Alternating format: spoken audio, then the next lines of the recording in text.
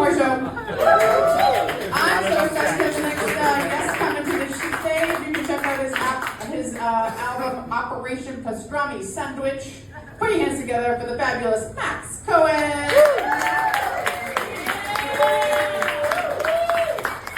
Oh, thank you, Kendra. Hello, everyone. Thanks, everyone, for coming in right before my set. I should tell some jokes.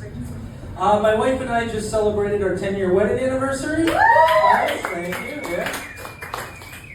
10 years married, but I feel obligated to say 14 years all together. We've been together, right? I feel like she deserves credit for time served. No. She came up to me the other day. She was like, Max, I can't believe it. I met you when you were 25 years old.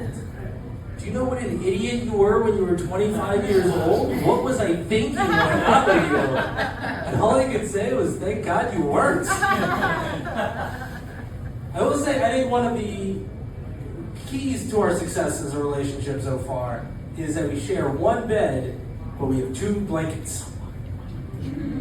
Yeah, 1 marital bed, 2 blankets. I call it the 2-state solution. Just saying, there's a roadmap to peace. Works. We just had a baby. Yeah. It was probably the most expensive way to show my bullies I could get laid. That's a bit of cheaper option. I still remember when I was in high school, my Spanish teacher pulled me outside after class one day and he said, you know, Max, it kills me to hear the kids making fun of you behind your back.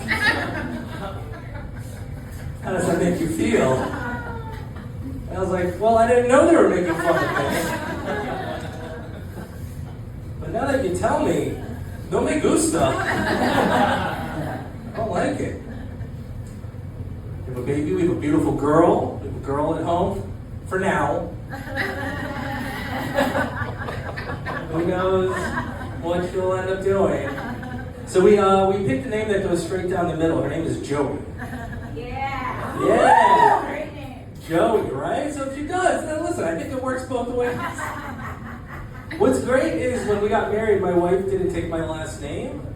So I thought the baby's last name would be Cohen Cooperman.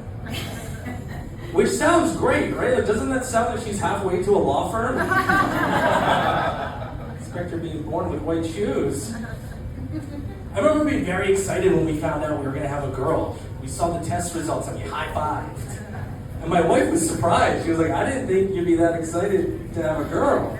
I was like, oh, I'm very excited to have a girl because you told me if we don't have a girl, I will kill myself.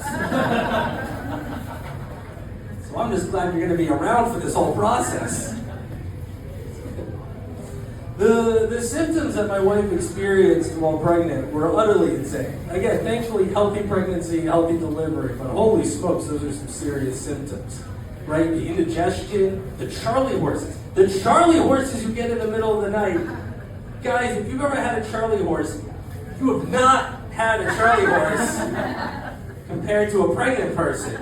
My wife would wake up in the middle of the night, every night. This is how she'd wake up.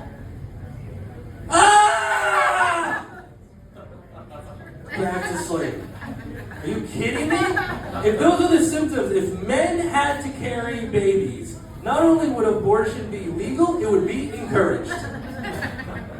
There would be ads, there would be TV ads going around saying, are you sure you want to do this? Wouldn't you rather have a beer right now? We did IVF to have her, thank you, yeah. IVF mom? Yeah. There we go, yeah. We got it was great. You have to do a lot of shots and injections every night. My wife's friends were like, how do you deal with that prick every night? And she was like, my wife was a trooper. She was like, don't worry, I've been dealing with the prick every night for 14 years. This will be fine. I did my part in Costa Rica, which was interesting. I did in Costa Rica and here in the States. And in Costa Rica, it's such a beautiful experience compared to what you do in the US. All right? In Costa Rica, I went to a lovely little room marked El Masturbatorio. Swear to God. And in it was just a half bath and a lovely nude woman oil on canvas painting. Like it looked like it belonged in a museum as opposed to what I was going to do in front of it. And then I did the experience here in the States, and it is every bit as gross as you can imagine it is. They give you some magazines if you want to, but the magazines are so old, I know that the porn stars have retired. I'm staring at that, like, how did you get out of this before I did? They have a TV with some movies that you can watch, but every movie starts halfway through. Some of you are with me on this. I can't tell you how hard it is to start knowing where someone else finished. Yeah, gross. We used a donor egg, and our donor egg is from Mexico, which I think in the Trump administration means she's half illegal. Yeah. Well, it's good. I mean, there's going to be too much prejudice for her to be president here in the U.S., but as a Jewish Mexican, she could be president of Mexico. All right? There's still hope for a good life for her. My wife tried breastfeeding for a while, which hats off to anyone breastfeeding. That seems like a nightmare. Yeah, and my wife, she was pumping and breastfeeding, and to get her through the long periods of time she had to pump and breastfeed, she watched Gossip Girl. And at the end, she was like, Max, I don't think I can ever watch Gossip Girl again without thinking of my nipples being pinched. And I was like, you know, that's so funny, me too. But for very different reasons. Thank you, Chuck Bass.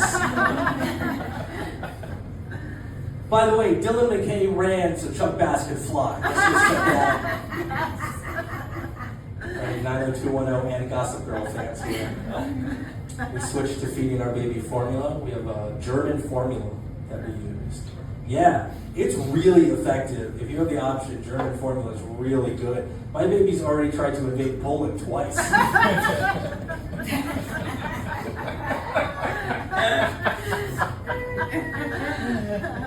She's so smart with the German formula. She's already talking. Her first words were, "Show me your papers!"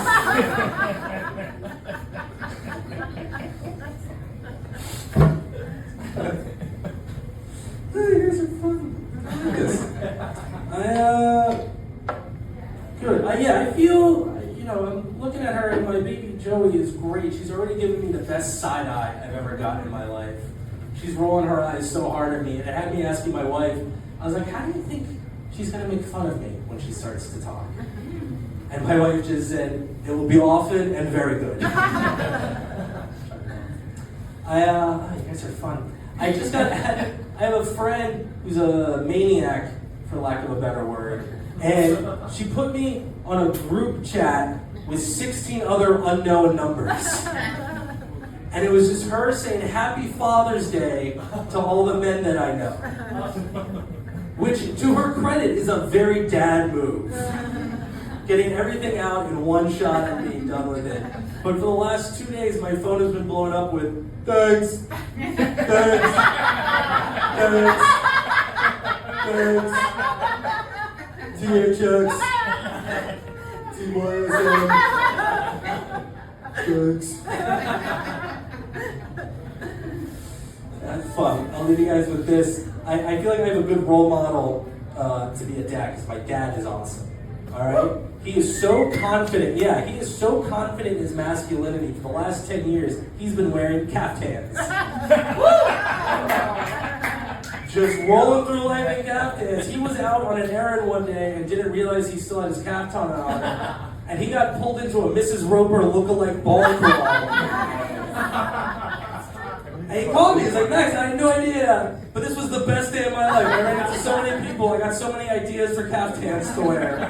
All right, guys, I'm Max Cohen. Thank you so much for your time. Have a good night. Max Cohen, everybody. I wish I had my dad was not a caftan